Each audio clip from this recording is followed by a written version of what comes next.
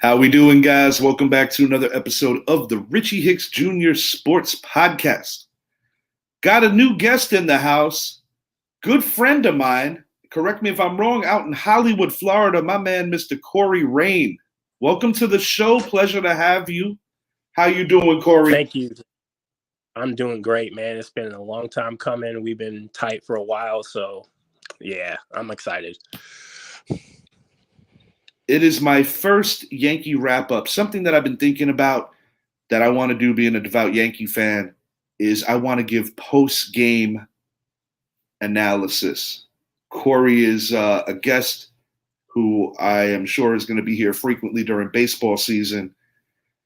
And Corey, I want to ask you, man, before we start diving into the events of tonight's 4-1 Yankees victory, let the viewers know your story, buddy. How did you come about being a Yankee fan? Where were you originally from? Basically, anything that you want to let the viewer know, rip it, bro. The floor is yours. Yeah, so I'm from New York State originally, the Hudson Valley area, about 60 miles from New York City. Actually, the Yankees have an affiliate there now, the Renegades. Yes, they do. Yes, they do. So I'm from that neck of the woods.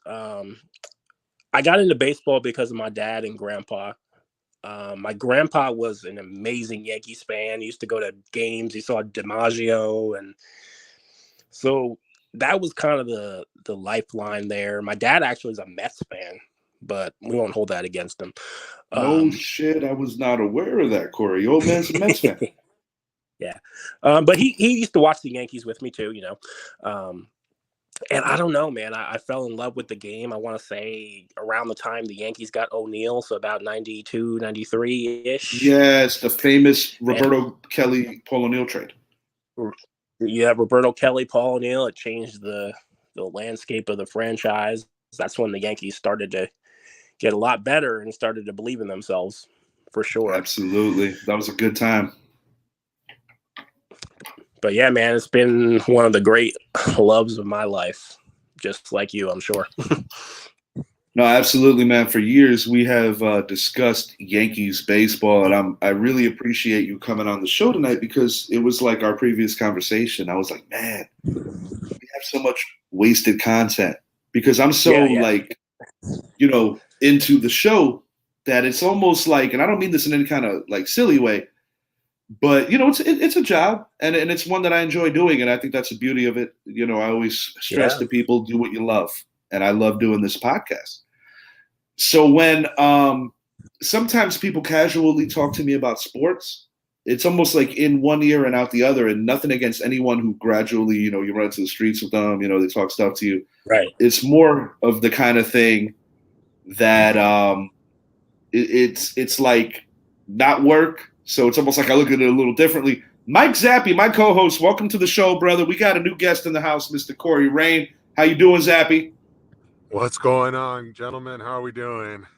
I'm doing great, man. Nice to meet you, and good to be here. Excellent. We got MF Doom and Ghostface Killer in the house today. I am the only man with a face. Kind of giving me the Jordan Patrick show vibes, the audio side of things before we decided to go up to camera. Yeah, Corey and I feeling good. Big 4-1 win for the New York Yankees today. Corey, your thoughts on our new ace-worthy looking pitcher? I'm not going to call him an ace. I'm not going to say that yet. But my God, man, Johnny Brito, the two starts. Unbelievable, man. He looks polished to me. Like everybody was talking about the changeup in the first game, but tonight he's throwing curveballs and he's throwing sliders, and his fastball command was not there, but he battled through it and he got through it. And that is a really good testament to a pitcher that has little to no major league experience, that they can persevere when they're not at their best, because he was probably better in the first game. I like your take. Yes, and yes, you're right about that. He was better in the first game, but I think it's like kind of like the peeling of the skin when you get up to the show as opposed to playing in AAA Scranton Wilkes-Barre. When you get tested by big league hitters, you know, there's a lot of trial and error. Factor in a pitch clock, factor in the nuances of the game. I am very pleased with Johnny Brito's performance, not just tonight in his first start. I know a lot of Yankee fans were kind of coming off the rails about, oh, why did we send him back down to AAA? I'm like, guys, we have options. It's Yeah, they did that what is because he they gonna thought do? Eat sunflower seeds and watch the rest of the rotation?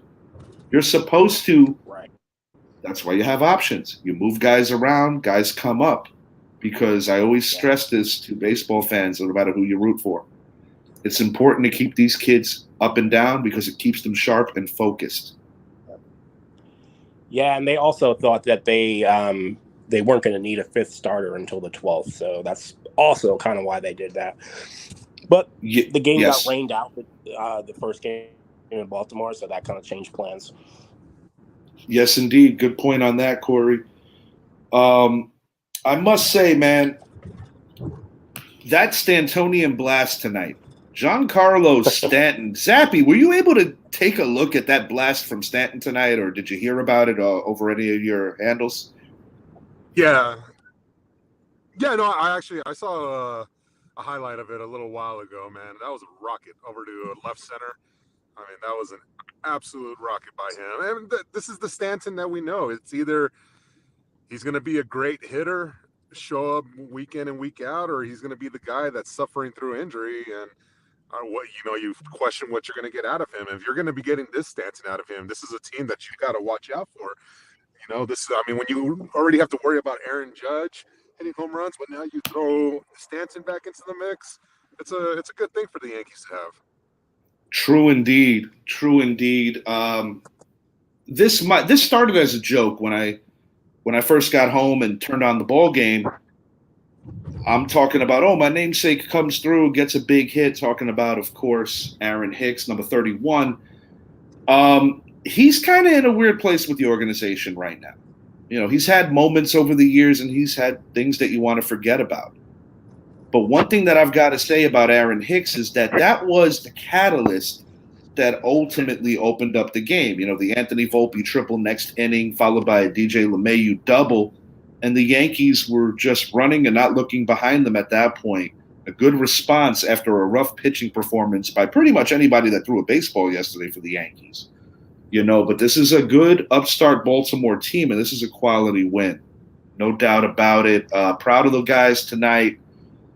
But I do want to ask both of you, whoever wants to go first, you know, have at it. I'm going to sit this one out for a few and then give you my opinion. What's the solution in left, guys? Is it in-house for the Yankees? I know that there's one left fielder that both Zappy and I are interested in. Just to let you know, Corey, Zappy is a diehard Rangers fan. Okay. Yeah, and they got a nice little club there, too. I think that they're heading in the right direction. Definitely heading north. But, fellas, if you're Aaron Boone right now, is it just platoon it right now, wing it right now, see who gets the hot hand? Or is there somebody that either one of you prefer if you're Aaron Boone, I guess is the question. I'm going to pass it to you first, Sappy, and then we'll pass it over to Corey. Well, I mean, the first thing we have to come to the realization is we're only in week 2 of the Major League Baseball season. So there's still going to be a lot of questions that need to be answered in the next first, we'll say, 2 months, especially as we approach July, approach the All-Star break and the trade deadline. And then that's when we'll start really questioning, should the Yankees be looking for a left fielder, or will you guys be going another route and possibly another pitcher?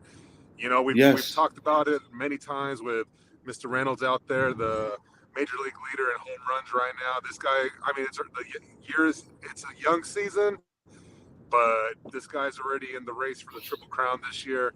I think he's going to be right there at the end of the season. He's someone that I want. I know he's someone the Yankees want. And quite frankly, while you're asking the question about the Yankees, it's the same question my Rangers have is, who's the left fielder? And I think he's in Pittsburgh, honestly. But the only thing is we need Pittsburgh to stop winning in order to be able to acquire a guy like him. I like to take two-parted thing before we pass it back to Corey. Friend of the show, Lindsay Byers, I spoke to her briefly about the Yankees and about the left field situation about Hicks. And I said that almost like an unorthodox solution could be essentially putting Aaron Judge in left field occasionally to kind of alleviate the burden of what's been happening or not happening, so to speak, in left field. Because, part of being a captain is always doing what is best for the team. The best player is not always the captain of a baseball team. In this case, it happens to be the best player. You look at the Jeter years, you can make an argument that Bernie Williams may have been the best player on some of those teams. But what I'm getting at here is two-parted. The Pittsburgh Pirates have a good baseball team, in my opinion, right now. So if they are to move on from a Brian Reynolds at the midway point, it's got to be deflating for the Pirates fan base, basically because, that Central is wide open. We know who the big dogs are. They're the Cardinals.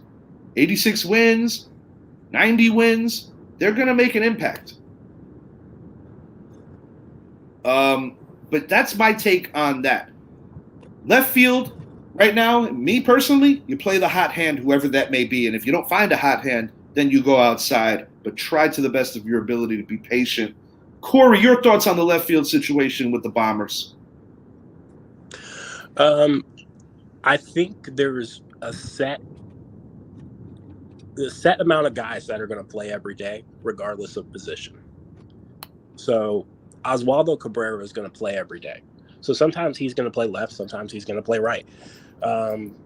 Judge, sometimes he's going to play center, he's going to play left, he's going to play right. Stanton occasionally is going to get time in right field. So I think it's going to work itself out until Bader comes back, and that might put a wrinkle in things. But I don't think there's a definite 162 guy for left field right now. And it's something they will explore later if they need to. But to me, Aaron Hicks is a 1 or 2 start a week guy, play versus lefties. So I don't think they're doing that bad in left field as people think, because they have versatility on the roster to cover it. So they have guys that play different positions, and they're scoring runs. So it's fine right now. And they're moving guys. Early, and we don't know. Yeah. The bigger bases help because, I can make fun of my team just like any of us can make fun of our team or make fun of ourselves for that matter. The bigger bases makes it a little easier to steal bags. You've seen the aggressiveness going on in MLB in the early 14 or whatever days, first 2 weeks, so to speak. Yeah. It's good for driving the viewership up. It's good for the speed of the game because obviously with the pitch clock, a big thing with Major League Baseball has been the game isn't fast enough. That's been an issue. You and I off air, Corey, discussed this. Me and Zappy in a previous show on air discussed this about the fan experience when you go to the ballpark. This was something that we did discuss, and almost a feeling that if you factor in the pitch clock, I feel that you got to eliminate that ghost runner in the extra innings because you're already speeding up the game. Give us back traditional extra innings if you're going to speed up the game.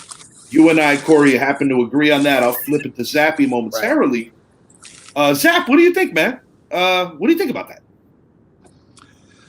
Well, you already know how I feel about speeding up the game because if I'm going to go to a game, I want to be there at least 3 hours. I've always said that baseball or sports in general, but specifically with football and baseball, you're making a day out of it. And I definitely, for example, in 3 weeks, hopefully be out in Arlington for the Yankees-Rangers series. I might be sneaking out there, bro. That's not off the table yet. I might be getting out there.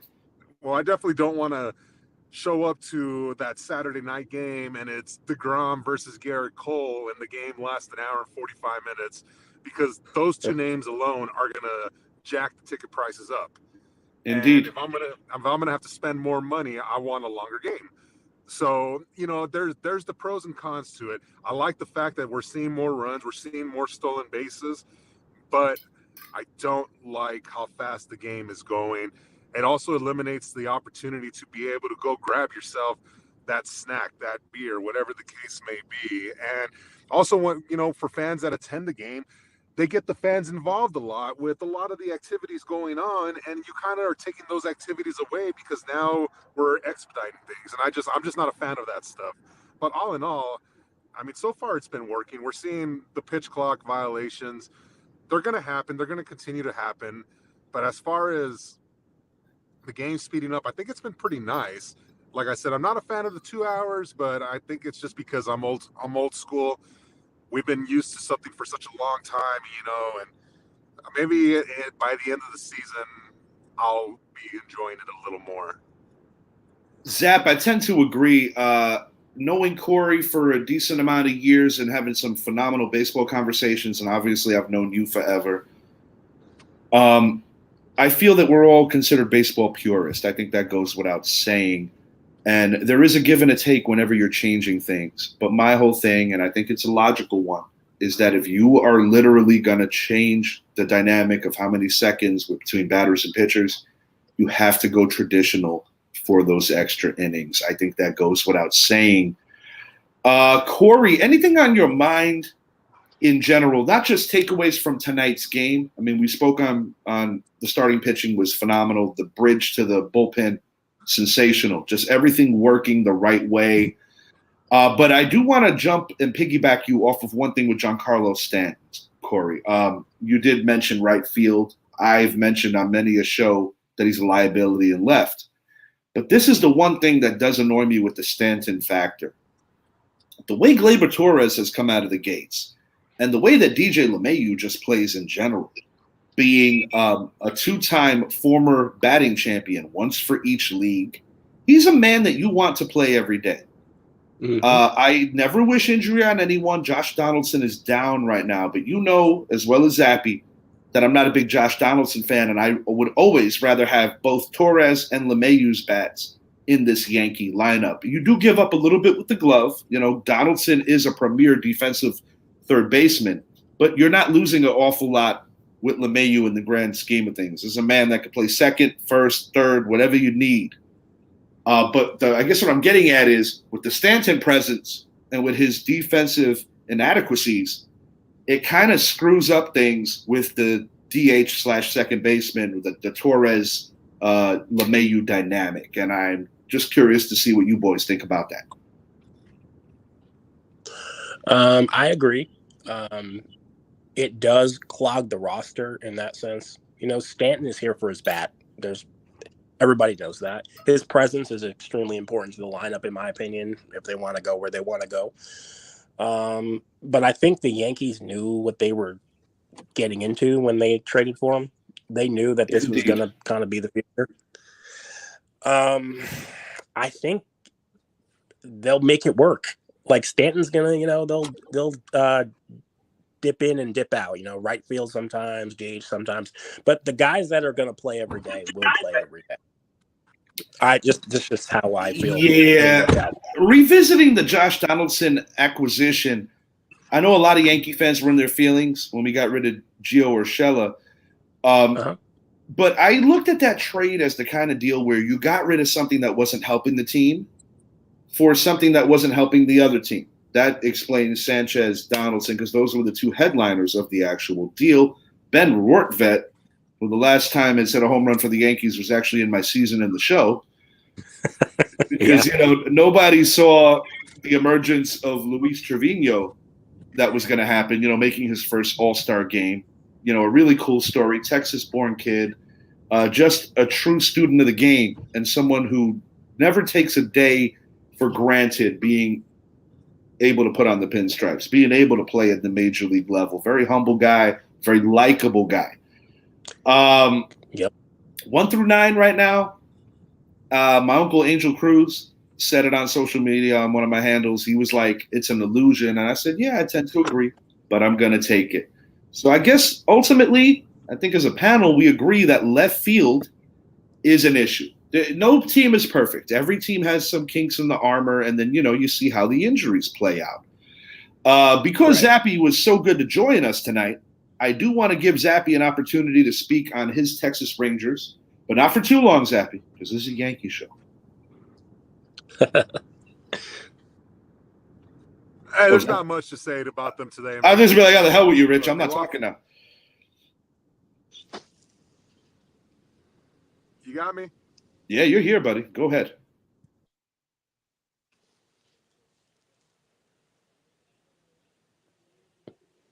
Just to let you know, Corey, Zappy has a propensity for disappearing. Right now he's in the vehicle, so it could potentially be the interwebs. We'll get him back momentarily. And then I interrupted him on top of it, so that didn't help nothing. Zappy will be back, folks. I promise you that. Oh, here he is. Zappy, if you hear me, fire away. No, I was going to say, there's not much to say about the Rangers today. We did suffer a 10-2 loss at the hands of the Cubs, and this is after the Cubs beat us yesterday as well. It goes back to everything I said about this team. When the bats are on, they're on. The pitching is the one thing I've been worried about. This was the first time the bullpen has actually allowed any runs this season, so that alone has been very impressive. But, the year's young. The guys that I thought were going to be having a good year so far are the ones doing well. And, with Houston still trying to find themselves, Los Angeles giving up they had a lead last night and blew that game. I saw that. Yeah. Seattle is, it was cool last night to see Vlad Sr. out there pitching, throwing out the opening pitch with his son in attendance, and of course Mike Trout out there. You see three number 27 standing together. That I thought was awesome. But the AL West right now, in my opinion, I think is wide open. Seattle is also trying to find themselves, and Oakland is just, it's Oakland. Yeah, it is Oakland indeed. It might be Vegas soon enough. Tampa, it would break my heart, even though I'm not a Rays fan, but it would break my heart if they relocate. I think the logical relocation would be Montreal. So Montreal would essentially get a second run, but this time in the American League. I hope it doesn't happen because, number one, I love seeing live Yankee games being a resident of the state of Florida. Number two is, as a rival, I respect the Rays, and I think they got a hell of a ball club, even though they have a crappy-ass stadium in a terrible location. If it's the Yankees, I'm still going to drive there. I'm still going to see them. And you can't beat those beach seats at Tampa, man. Yeah, beach seats are kind of dope. I'm not going to lie on that. Yeah, the beach seats are kind of dope. Eyesore of a stadium, though. We all know that. It looks like an overgrown Costco. Yes. Yeah. Like a warehouse somewhere, right?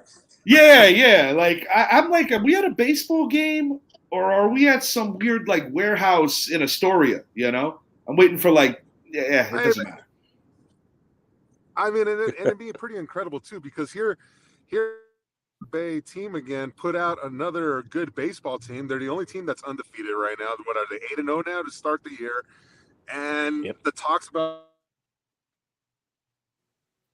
he might be going out. Again, the city doesn't want to provide things to you.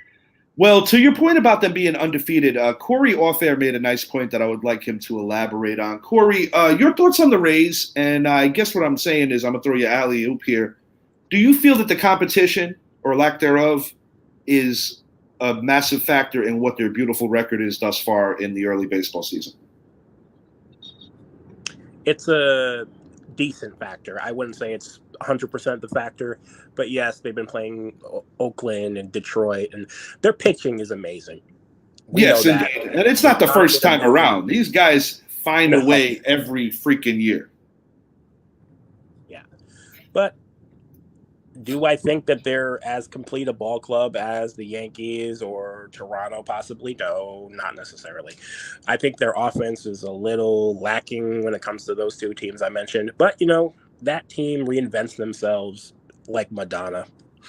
Yeah, bro, real talk. I like the reference, like the Madonna shout. Another thing, too, is like you got to give props to Kevin Cash Money. I mean, this dude has won Manager of the Year 2 of the last 3 seasons. You're talking about a World Series berth in a weird year. In a weird year because things were going different. The pandemic. They lost a hard-fought series to the Los Angeles Dodgers, a better showing than a decade earlier when they got their doors blown off by the Philadelphia Phillies. Yeah. I kind of feel bad that the pandemic happened like that for a litany of reasons, but baseball related because of the fact that I feel that particular series, Tampa could have potentially used that home when they played at home to their advantage and maybe stretch that series longer, maybe pull the upset. I know Zappy's been super critical of those Dodgers or even those Lakers, switching over the NBA just momentarily to make the reference with the Mickey Mouse and the shortened season, the 60 games and then, the LeBron James, his Lakers winning in an empty gymnasium. I try to be fair. I'm like, everybody had the same disadvantage. but it did suck because the It did fans suck. sorely missed. Yeah, it was takes... weird. Go ahead, Corey. I'm sorry. Oh no, you're fine. It was weird watching games like without the like. It almost felt eerie in a way, you know. Yes, and you know, a lot of people go through a lot of things. You know, I'll put my business out there momentarily. You know, one of my uncles, so wonderful dude, diehard Yankee fan, diehard New York Giants fan, passed away during that pandemic. You know, he was in that first New York wave. It affected so many different people in so many different ways, and I do actually believe that as Americans, not just Americans, but here, you know, because you know, I do think that a lot of people were scarred, and a lot of people still have a form of PTSD from what went down, and you know, it applies to not just us, pretty much anybody. And you know, sports. I think one of the beautiful things about sports in general is that I always view it as an honest distraction from the strife and just the stuff that comes with life. And that's why I love doing the show. You know, everybody's got to struggle, man. It doesn't matter if you're sitting on 18 million or if you're sitting on $18. You know, life is hard. The pandemic was even rougher. But, you know, New York persevered. Very proud of my city. The country persevered. Very proud of my country. Yeah.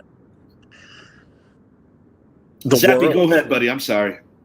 I'm going to let Zappy fly in for a moment.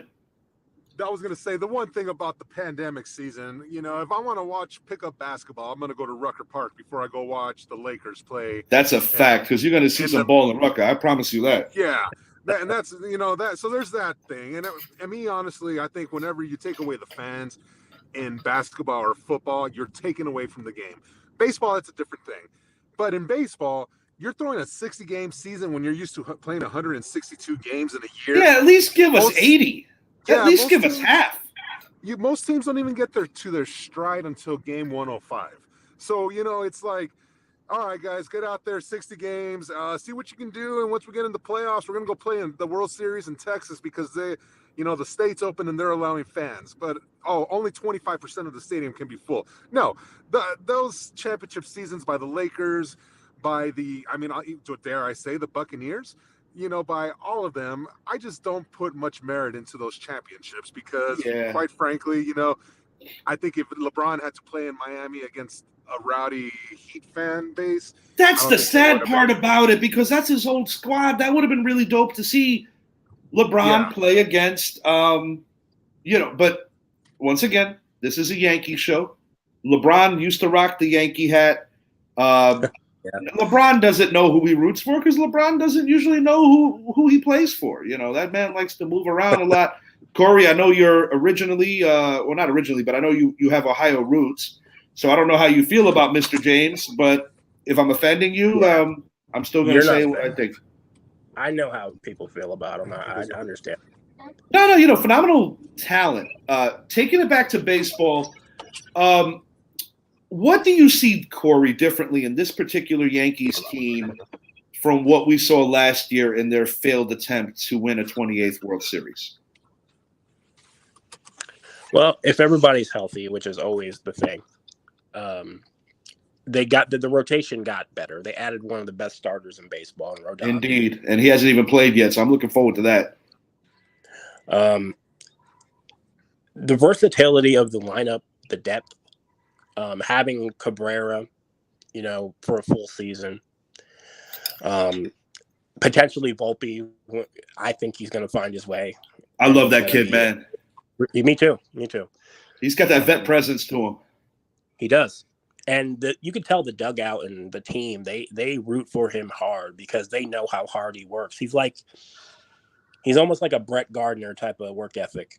And oddly enough, you know, the same number. I got to say this is cracking me up, man. Speaking of Gardner, speaking of Volpe, speaking of no names on Yankee jerseys. We talk about the Yankees enough.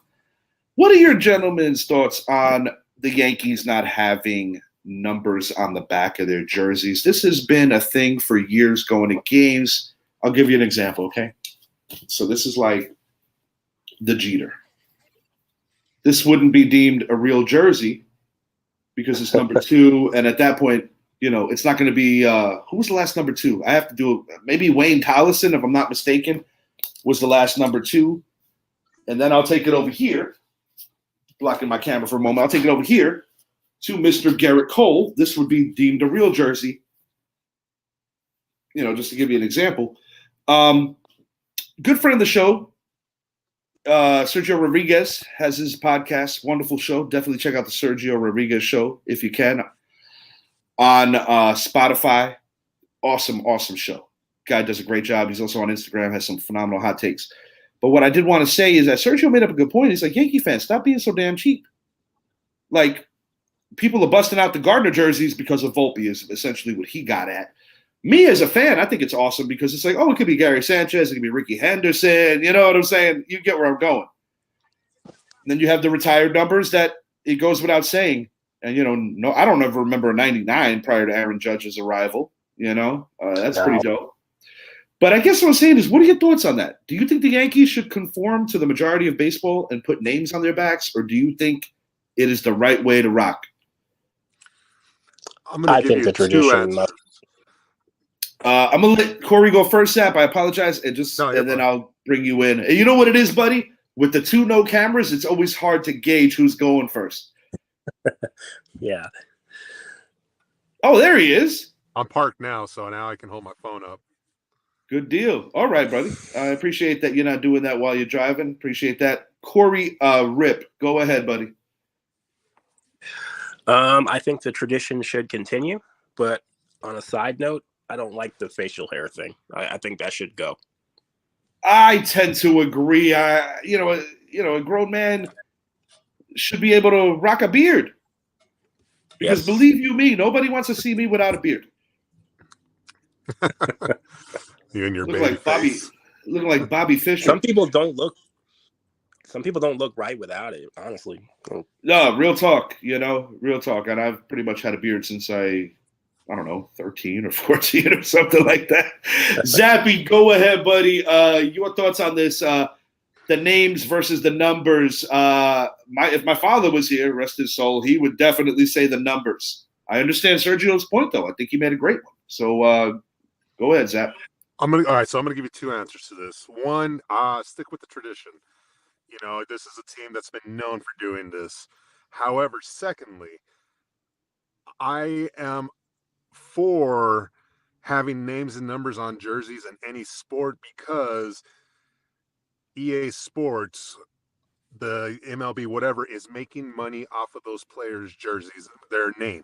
So when you use college sports, for example, I do not think the name should be on the back of the jersey. I think you represent your school, and that's that. But now that with the new NIL deals, and now that the players can make money off of their name, yeah, of course, put their name on the back of the jersey. But as far as professional sports go, I think that it is right that you should have the name and number on the jersey because of the simple fact that Major League Baseball is making money off of your name.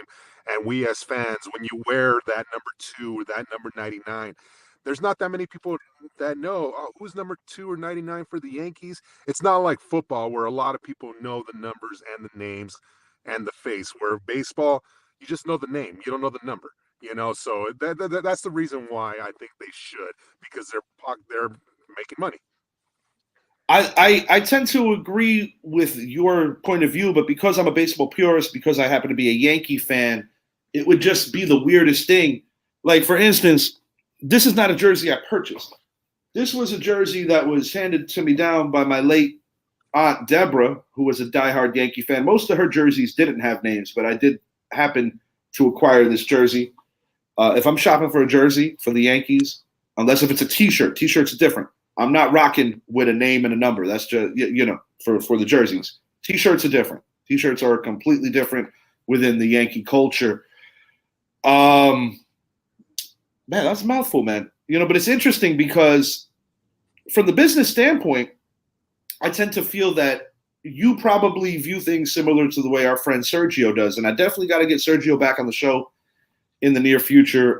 Really enjoyed a lot of his takes on baseball. And I remember, I feel that the cool thing that the way Sergio does some of these hot takes is that I feel that he takes the emotion out of it and just speaks from up here. And as fans, that is a very difficult thing to do. And I got to applaud him for that. Corey, moving forward, what are your expectations for the year? Going in, I said a 162 for the Yankees, edging out the Astros by 1 game for best record in the American League. Obviously, you weren't a part of our preseason shows, ahead of everything with our predictions. What is your final record for this Yankees team? Is it too early to even think about that? I guess with the World Baseball Classic, I feel that baseball is not really in April because that was so competitive. It's not the typical year, It was amazing. not the typical spring training. I actually kind of think they'll be a little less than 100, but they'll still win the division. Still win the division, less than 100. Okay. Yeah, 97, 98 kind of thing. That kind of win range. And I just think it's the best division in baseball. I mean, it's going to be super competitive. They'll probably win the division by a couple games. Is this the year maybe the Astros can finally dip a little? I mean, I don't know. Well, Jose Altuve, I said it recently on a show with Zappy that I feel that Jose Altuve is their heartbeat, similar to what Derek Jeter was for the Yankees in the 90s. Facts. And, he's injured right now. And there's no timetable on his return. Dusty Baker, in addition to doing a great job of taking the classlessness, any bad word and verbiage that you want to throw at the Astros, I think Dusty Baker did a great job of trying to make people forget about the AJ Hinch Astros in Jordan Patrick fashion. I usually don't curse on my show, but fuck you, AJ Hinch. It's part of the culture, We were talking about with merch. We wanted to kind of slip it on the coffee cups, I try not to curse if I could, but when it comes to AJ Hinch, there's always enough bomb behind it. But no, Dusty Baker did a great job with that. At the end of the day, yes, I'm a salty Yankee fan. Yes, I'm tired of getting spanked by those guys, but you got to give them their due. They are a damn good baseball team. They have been just better and frequently better enough. And yes, 2017 hurts my heart more than any other season in recent memory outside of 2001, the 9/11 year, because those baby bombers were just so freaking aggressive and weren't thinking about tomorrow and were really trying to just knock off Goliath. You know what I mean? They were the David to Houston's Goliath, 1 game shy of a World Series berth. And similarly to how Joe Torre left town, there wasn't necessarily the best explanation, but Joe Girardi was relieved of his duties. They hire a former American League ALCS hero in the form of Aaron Boone, and he was also a hero if you're an A-Rod fan because his non-baseball related injury playing pickup basketball led to the Alfonso Soriano Alex Rodriguez trade. Because one of the craziest moments. Yeah, bro. It's weird how that facilitated itself because a lot of people felt that A-Rod during that time was going to leave and was ultimately going to be traded to Boston, from Zappy's Rangers to Boston. This is when he was rocking the frost tips. This is like in sync A-Rod. They had a whole 30 for 30 on this, I think. I have not seen it yet. Zappy's got to get going, so I'm going to let him chime. Zappy, go ahead, buddy. What's on your mind? No, I just think that for, obviously there's a big fight tonight. Israel Adesanya rematch versus Alex Pereira. The first fight that happened, it came down to Israel was owning that fight, came down to the 5th round. Pereira saved everything for that 5th and final round. Caught him with a minute left, knocked him out, took the belt. Israel Adesanya is arguably the best middleweight champion in UFC history, right there with Anderson Silva. He gets a chance at redemption tonight. I don't think it's going to happen. I'm expecting a 2nd round knockout by Pereira. And as far as tomorrow, man, I know you guys might talk about this, but I wanted to get it in real quick. Yeah, absolutely. Go ahead. This is it, man. NBA season comes to an end tomorrow. Tomorrow at 2:30 Eastern, everyone will be tuning in to find out what is going to be happening with the Western Conference. We have the 5, the 6, the 7, the 8 seeds all up for grabs. Warriors, they control their destiny. They win, they are guaranteed at least the 6th seed. The Clippers lose, the Lakers win, Lakers jump the Warriors, they jump up to the 5th seed. There's a Isn't lot that to go. remarkable considering how long the Lakers were below the Mendoza line for the play-in? And yes, King James, missed some games. Just to let the viewers know, tomorrow I will be going live. Going to work out the details amongst my team here, but definitely want to speak on my predictions for tomorrow's NBA. Zappy, thank you for dropping in, bro. I greatly appreciate it. Enjoy the rest of your night, buddy. Absolutely. And I'm not your. We'll talk tomorrow. Yes, sir. We will talk tomorrow. Peace out. Yes, sir. All right, Mike Zappy, appreciate the feedback.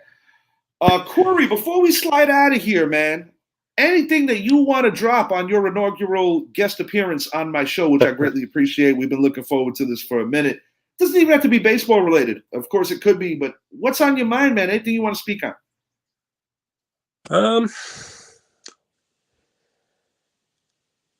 I don't know. I kind of think that this could be this is the year that the Yankees could do it. I feel like I love that. things are aligning. Now it's April 8th. It doesn't. I mean, yeah, I know. If Rids was watching this show, you know how he is. I love his humor though, because he's a Bostonian. He loves his Red Sox, his Patriots, all those other teams. He'd be like shitting on us right now for talking about this on April 8th. Yeah. But the opener is now March, not traditionally April. Go ahead, Corey. The roster. They make a big move for a bat later. It's going to be scary. Health, as you alluded to earlier in the show, always a major key. I am looking forward to Rodon being healthy, as well as Luis Severino, two guys that are going to be vital to our quest for 28. Need both of them greatly. Indeed, I like what I've seen out of Johnny Brito. He is gonna basically work his way into this rotation, which leads me to believe that when everybody's healthy, Domingo Germán might take a step back. And I've been saying this to you amongst just baseball talk. Like we get in our feelings when we lose, we get in our feelings when we win. We love the Yankees, and we have spoken about Germán potentially being the Ramiro Mendoza of this current Yankee squad, the middle relief guy who's Mr. Everything. And teams need that. Championship teams need that. I think Schmidt needs to go back to the middle relief as well. Bro, if I told you where I think Schmidt needs to go, I might get canceled. So I'm going to leave that shit alone. Bro, I think guys that were playing for Hagan O'Reilly's had better stuff than Mr. Schmidt. Not trying to shit on the guy. I always root for anybody wearing the pinstripes. But I almost feel like a relocation down to AAA could do him some good, because right now I feel that it's a confidence thing. I feel like it's a location thing. He's just not hitting the spots when he's on the mound. And he doesn't have swing and miss stuff right now. No, it seems like that is important at this level. Yeah, and it's hard to nibble when you got a pitch clock. This isn't like the era of like a Bartolo Colon or a Charlie Huff or a Greg Cadaret, even, taking it back from it and be like, what the hell did she just say? But yeah, I've been a Yankee fan for a very long time. I like what I'm seeing, though, early on, Corey. And I do believe that Major League Baseball is doing a good job in terms of the consumer visually on the TV, on the tube, watching it from that angle. I do think in terms of the paying customer going to the actual ballpark, they need to figure out a way to bring back traditional extras, because to Zappy's point and to what we spoke on before we went live, I do actually believe that that's a thing. Divisional rivals. You spoke on the Rays a little earlier. Would you mind sharing your thoughts on the Red Sox and O's? You kind of told me what you think about the Blue Jays. Yeah, I think the Red Sox are better than people think. Obviously, Yankee fans are going to say, "Oh, they're trash. They're this, they're that." They're going to hit. They have one of the best hitters in the game in Devers. Indeed, you can't pitch around him as much as people think. Yoshida is a good bat. He has a good approach, as most of the Japanese players do. Adam Duvall is hot right now. Probably not to that level. Their pitching is not good. Everybody knows that. They have to hit to win. Yeah. The most reputable So I think dude that's in kind of that. where they are. Yes, it's Chris Sale, and he's all dinged up and messed up all the time. Past his prime. And then what? Unfortunately, father time and injuries caught his ass. It's two former aces, Kluber and Sale, that are just kind of old now. Yeah, man. Yeah. We saw Corey Kluber as a So member of our squad throw a no-hitter against Zappy's Rangers. And you like how I slipped that in when Zappy leaves? That was a good game, man. But then he got I loved hurt that like game. one start later, and he missed like 80, 90 ball games, and that was the thing because, Yeah. a lot of people forget Corey Kluber is a 2-time Cy Young Award winner. A lot of people forget that. He was a top 3 pitcher in the league for what? Indeed. 6 to 7 years?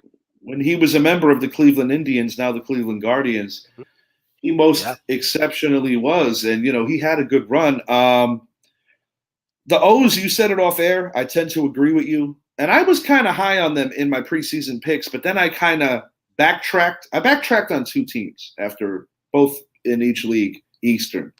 Philadelphia, backtrack on. Baltimore, backtrack on. Really? Yeah, and I think it's the same outcome, but different scenarios. I think with Baltimore, you made an excellent point off air. They don't have the pitching, but they do have a lot of exciting young players on offense. And they did call up a very good pitcher super recently, but it's going to take time for him to assert himself if he's going to be as special as they think that investment is. And as far as the Phillies go, and I said this on recent shows, and we got an honest look at them in a series that we were able to win 2 out of 3 in. Defending National League champs are missing some key pieces right now. Rhys Hoskins, Bryce Harper. Yeah, Harper. And I don't think Hoskins is coming back at all, is he? No, sir. He will not be back this year. Bryce Harper, I'm not a fan of him. I don't like that dude. But the bottom line is he's a hell of a talent, and I keep it fair on this show. I don't have to like a player personally or even his game for that matter. He could play. I'm not going to take that away from Bryce, but I'm not a big fan of him. 5 player in the game. You got him in your top 5? Yes. I'll respectfully disagree. I would probably put him in my top 10, maybe 8 or so. But that's what's beautiful about baseball. It is so freaking subjective. We have a lot of hip hop conversations.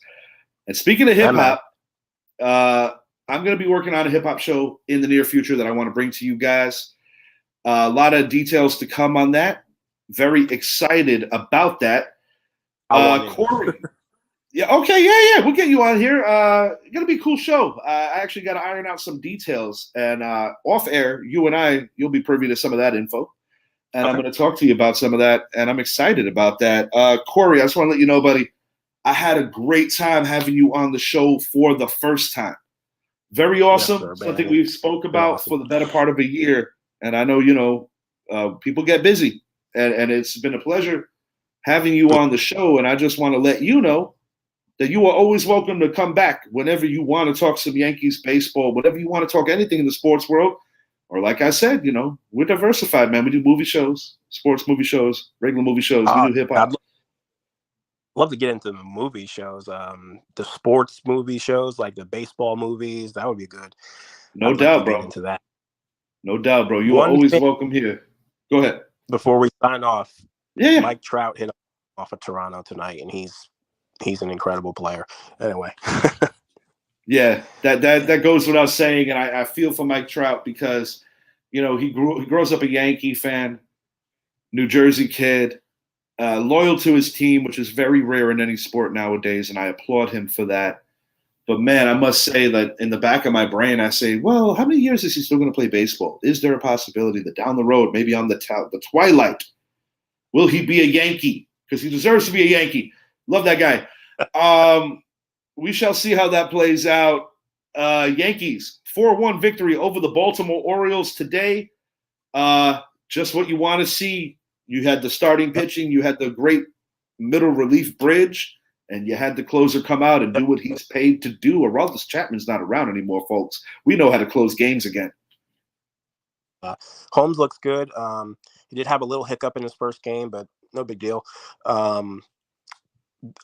Loizaga's out right now, so they have to step up for sure. You get the series tomorrow. Nestor on the mound. Let's do it. Yes, sir. It's all Bobby Cox said it best. It's all about winning series, and that's what the Yankees are looking to do for a third straight time and a third straight try. Win another series. Win another 2 out of 3. For my good friend, Mr. Corey Rain, I am your host, Richie. If you haven't already, please make it a point to like and subscribe to the Richie Hicks Jr. Sports Podcast on YouTube. Also, please make it a point to like and subscribe to the Casual Convo Show, where you see our guy, Mr. Idris Salam, as well as the beautiful Coco. They talk about everything from wealth management, social justice issues, sports. It's a beautiful show, man. And I love just the unfiltered content on that show. They're doing a great job over there. Check that out over on Hand Radio. For Corey, I am your host, Richie, and I greatly appreciate you guys spending a little bit of your Friday with us. We will be back soon. Until then, take care and have a phenomenal Easter weekend. Have a good one, guys.